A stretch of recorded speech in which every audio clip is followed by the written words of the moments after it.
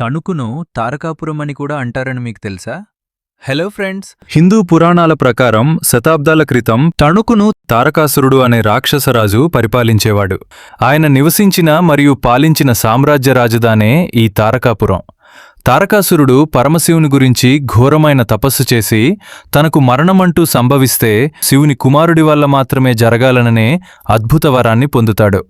ఆ సమయంలో శివునికి సంతానం లేదు. వరగర్వంతో అజేయుడిగా మారిన తారకాసురుడు తారకాపురాన్ని కేంద్రంగా చేసుకుని ముల్లోకాలను పీడించడం ప్రారంభించాడు.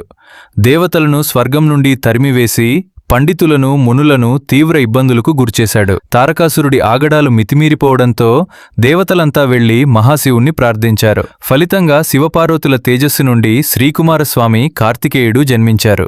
కేవలం బాలుడిగానే ఉన్న కుమారస్వామి దేవతల సైన్యానికి సేనాధిపతిగా మారి తారకాసురుడిపై యుద్ధం ప్రకటించారు. కుమారస్వామి తన శూలంతో తారకాసురుణ్ణి వధించినప్పుడు ఆ అసురుడి గొంతులో ఉన్న ప్రాణలింగం 5 ముక్కలుగా విరిగి వేర్వేరు ప్రాంతాలలో పడింది. మన ఆంధ్రప్రదేశ్లో ప్రసిద్ధి చెందిన పంచారామాలుగా భీమవరం, పాలకొల్లు, ద్రాక్షారామం, సామర్లకోట, అమరావతిలో వెలిశాయి. ఈ విధంగా తారకాసురుడి పతనం జరిగిన చారిత్రక పౌరాణిక భూమే ఈ తారకాపురం.